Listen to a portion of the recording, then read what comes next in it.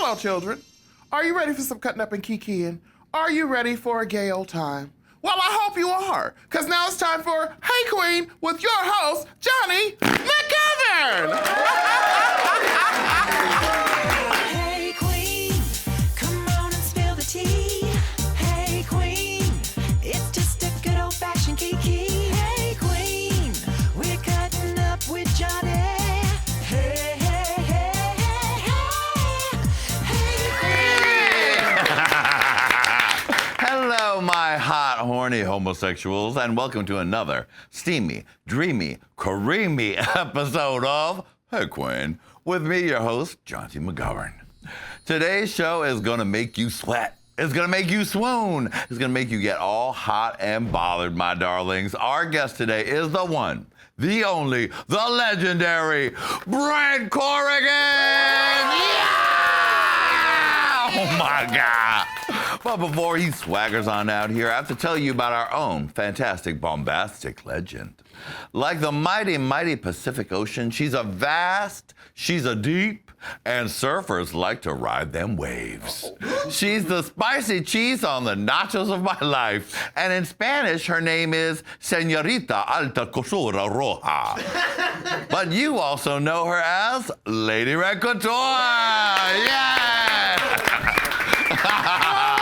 Oh, my job as an announcer at Telemundo came in handy. Yes. Sí, señora. Señorita La Couture.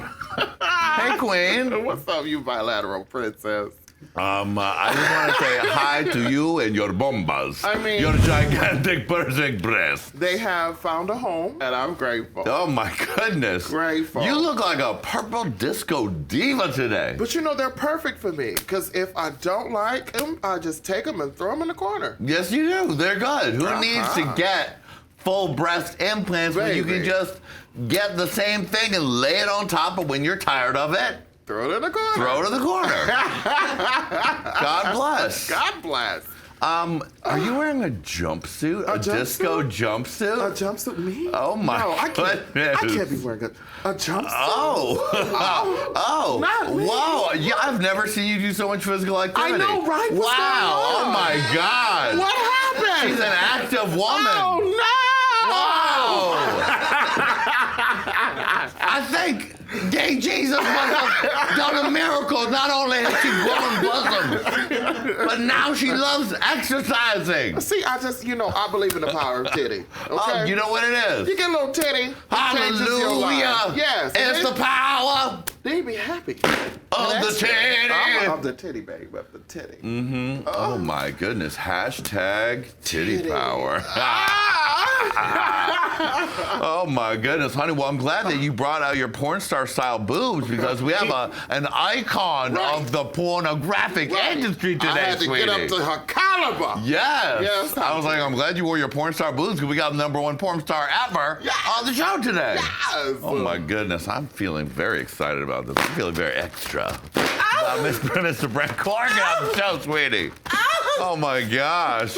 Well, it's not just your titties, and BRENT CORRIGAN today. We also have our very special musical director, Mr. Adam Joseph, and the Go to Bed Wings. Yeah.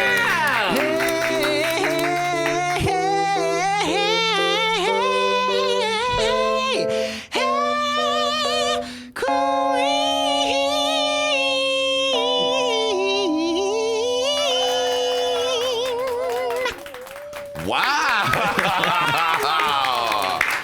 Oh, my God. Are you playing Coachella, too? Oh, you know, I can't be bothered with Coachella. Oh, wow. You know what? Good, because their politics suck. Exactly. We love you, Beyonce, but Coachella, Knock it suck off. a dick. Adam, can you please help me live my fantasy of playing air piano? Because this is what I would do if I was at Coachella. Okay, here we go.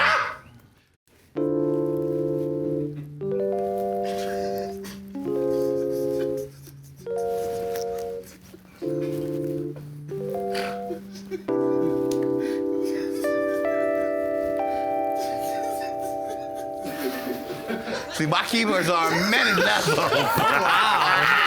Well, on that note, let's get it. We got a big show. The legendary BRENT CORRIGAN is here today. Yay! We'll be with him right after this very gay break. Take it away, Adam. BRENT CORRIGAN, spill the tea. He's sexy and he's here on Hey Qween. Hey Qween. Hey Qween. Yeah! We are back, and our guest today is an icon, a survivor, an entrepreneur, and still looks good as hell, honey. You've masturbated to him. It's Mr. BRENT CORRIGAN! Yeah! He's sexy and he's here on Hey Qween. Yes, he is. Yes, he is. Everybody, one more fucking time for Mr. BRENT CORRIGAN.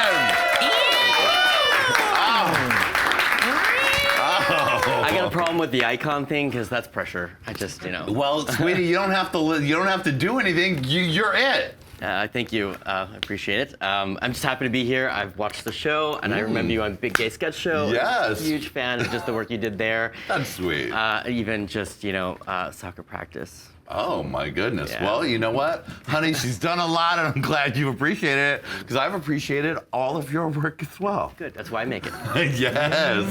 But everything you say could have a double entendre. You just say make it, and I think, yeah, he could make it. I just open my mouth. I just open my mouth, and then people connect the dots, and they're really not that far from each other. So You did it again. You said open your mouth, and I was like, yeah. Lady Red, BRENT CORRIGAN is here in the studio. Can you believe it? No, hell no. I can't believe it. It's unbelievable, just like my breath. Well, hey, Queen, how are you doing today? You look like that's what you are, a sexy man who loves to ride horses. it's actually, it's the truth. I feel like the truth is enough. I feel like it's when you kind of start lying and people start getting fucked over. Oh, I've just dropped the first F. Yes, it's already good. Now, you just got back from Phoenix Pride. Right. And now, do you go to Phoenix Pride just so, in case you haven't been recognized in a while, you can pull a Sally Field soap dish and be like, hello, everyone, and they're all like, oh my God! Well, first of all, I love the desert, and that drives great. I had this little puppy. My partner and I are kind of ex or whatever. It's complicated. We'll get into that in a minute. JJ, we have a 9-month-old Doberman, and she just needs to get out. She needs to see things. She needs to understand the world. And we found a hotel that was great with dogs, and we just went to the Clarendon, and we hung out, and I jumped on a trampoline with some bungees, and that's another double entendre. So, yeah. You just made a great gift for the internet. Thank you for that. Here's another one. Yeah. No, it's great. It was just low stakes. We just had fun. We relaxed. I got a tan. He got a Now, tan. what is the reaction to you when you walk through a gay pride? Because I feel like people, without you, you probably have a very complicated relationship with people, though you don't know it, because they've been relating to you in their most intimate times for the last 15 years? Yeah, 14 years. Yeah. So, to be honest, I don't think about it too much. Yeah. Otherwise, you'd go crazy, right? I'm already pretty much halfway there, so I can't go any further, or I won't be sitting in places like this ever again. So no, it's what it feels like is I try to be patient and I try to remain accessible and approachable. It's extremely, extremely important. Always, if anyone anywhere wants to be in media, just expect that people are going to come at you and they're going to say things at first that are not appropriate or not necessary, that might feel a little awkward, and I just soften myself and sacrifice myself on the altar of dignity, and I'm just thankful that people care. So You sacrifice yourself on the altar of dignity. God bless you. That is good. Because I bet people, you said inappropriate, I bet it just people can't help themselves probably, really. Worst thing is when you're in the milk aisle of the grocery store that you go to on a regular basis and you really have not done anything to give a fuck about your and they're like, hey, you're that porn star. That porn star? Which one? That one. BRENT CORRIGAN? Yeah, that one. No, I'm not. And immediately the second you say, no, I'm not, you are. So you just pretty much say, yes, I am. Shh. I Right. come to this milk aisle every other day. Don't tell anyone. And then you open the milk and then you pour the milk all over yourself in a sexy way. Milk is not a good lube. Milk is not a good lube. Put that on a t-shirt ASAP. Thank you very much. No viscosity. So you're still winning awards, sir. You just won Best Actor at the Gay Vienna Awards for Ultra Fan. Tell me about that. You know, when the gay porn industry says you're the best actor, quit doing gay porn. I'm so thrilled they did that. I was up for Best Director, missed out. Because you directed that movie too. Yeah. Tell our viewers a little bit about that because I'm sure it's available on demand right this second. Ultra Fan has been out for a bit. I worked on the project with a good friend of mine, DP Wells, who now writes everything for Falcon Group and Shishi, and he's done really well as a writer. I mean, he's the one that kind of is giving the level of dimension to plot-oriented gay porn right now that we've been missing for a while. Not that everyone wants to watch plot-oriented gay porn, but DP's, I think the plot is important, Brent. Precisely. Because if I wanted to just see like holes and dicks and things, you could just go on Tumblr. XTube. But Tumblr, what about the good story? Sometimes the story is important. So this one is actually I wrote it based on some things that were really happening for me. I have made a lot of really poor choices in my life, and I've been stuck many times, and I just sort of needed that ultra fan. And this story is about someone who gets a version of me who gets hijacked during a cam show, and basically is blackmailed into deciding, are you coming or going? Are you in porn or media still or not?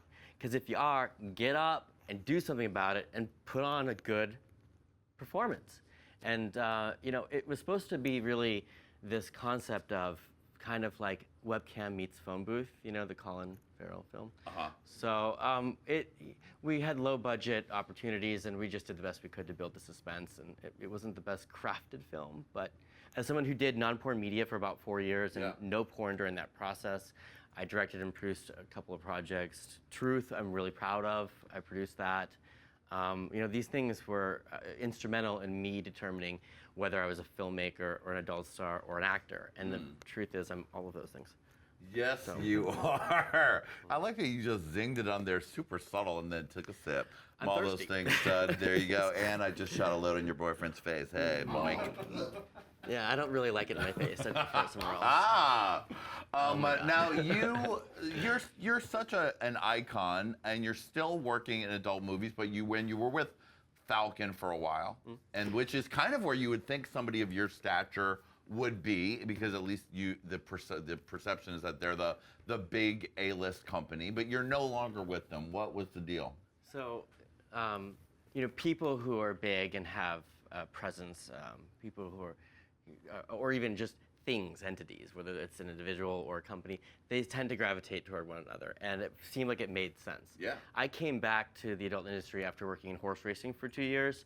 I drove tractor and water truck and track maintenance. I worked with off-the-track thoroughbreds, but I was broke. And I came back to Los Angeles to do more media work and to save money and go to school. And in the process of doing that, I picked up an exclusive agreement with Falcon Group, and that basically was contingent on some producing work. And they gave me the one project, Ultra Fan. And that went really well, but unfortunately, we never followed it up, and there was some weird energy. And I walked off set on my last project, something I'm not proud of, but in the end, I quit them this last fall because they made a bunch of promises that they didn't keep. And it was hurtful because after 13 years in media, I kind of feel like I've proven myself. I kind of feel like people know that I'm professional. I do know that. It just felt like it was all wrong, and I was just kind of waiting.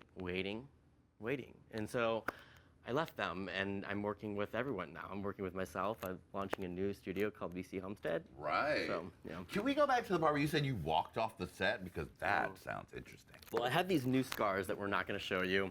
I was full on, is it what they call a true mental break. Oh, really? And I don't even, to this day, I think Falcon's mum on it, they don't really want to know what happened. What was this shooting Ultra Fan? No, it actually wasn't. It was a year after Ultra Fan. After, and this was untitled, unfinished BRENT CORRIGAN project for Falcon. Yeah, and it was supposed to be huge, and the thing is, it was too little too late. And what I felt like was I was being used. And I felt like I wasn't getting what I needed, and that was substantive work. And I know that you don't get that out of porn, but the reality is after making it my career, believe me, I can find substitute work in porn.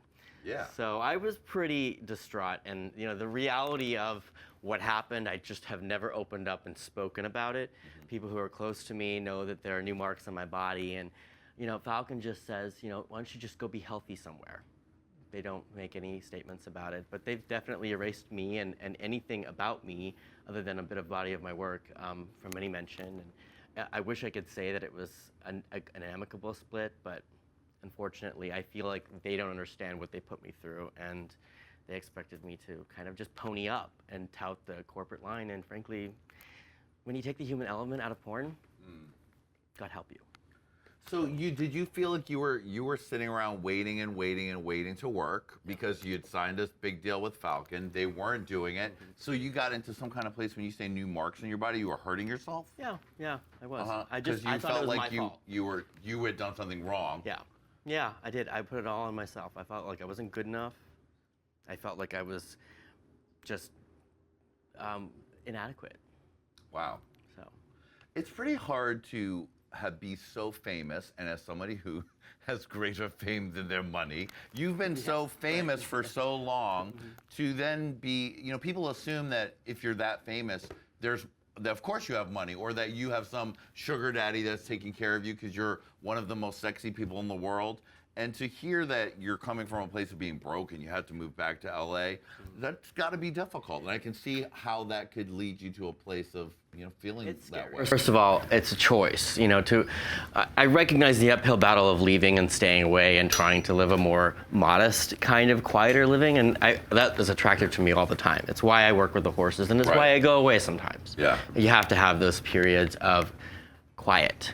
The thing is, I've never been great at being a media person, and the money part of things, without complaining, my fans are very supportive. But what they are supporting is other people's job, other people's media. Right. Which is why I'm launching BC Homestead, because I need their help the last time, once and for all, to launch the studio, because I can't do it without them. Yeah, that's the thing. It's like all those big movies that all y'all have been masturbating to for so long. You just did it before you watched this. I saw you. You're not making money off those. It's not like it's a TV show that you're on where you're still getting those residual checks. Someone else owns all that stuff. So creating this new studio is the chance for you to own your legacy. Precisely. I mean, I had a thing called Prodigy Pictures. We did it with Dirty Bird back in the day. And I swept at the Gavians, I swept at the Grabbies, as a producer and as a model. And this, because it's 5 years old, it's almost like it never existed. So I've been there and I've done it, and I want to do it again. Hey Qween! Hey Queens, thanks for watching. For part 2 of this interview, click here. For more Hey Qween fabulousness, click here. And of course, don't forget to subscribe.